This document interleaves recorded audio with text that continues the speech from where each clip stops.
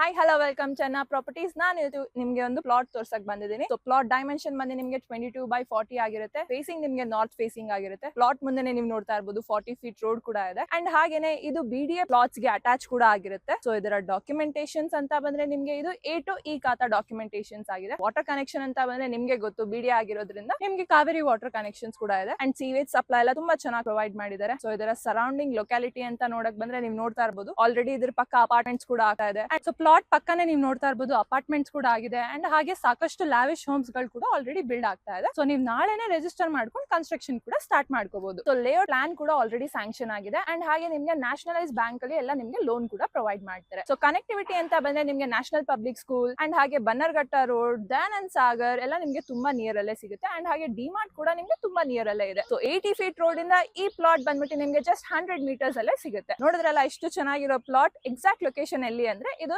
Anjanapura 11th block ಅಲ್ಲಿ locate ಆಗಿರುತ್ತೆ. So ಈ ಪ್ಲಾಟ್ ನೀವೇನಾದ್ರೂ ಪರ್ಚೇಸ್ ಮಾಡ್ಬೇಕು ಅಂದ್ರೆ ಸ್ಕ್ರೀನ್ ಮೇಲೆ ಕಾಣ್ತು ನಮಗೆ ಕಾಂಟ್ಯಾಕ್ಟ್ ಮಾಡಿ. ಯಾವ್ದೇ ತರದ ಬ್ರೋಕರೇಜ್ ಅಥವಾ ಕಮಿಷನ್ ಇರೋದಿಲ್ಲ. ಡೈರೆಕ್ಟ್ ಕಾಂಟ್ಯಾಕ್ಟ್ ವಿತ್ ಓನರ್ ಇರುತ್ತೆ. Thank you.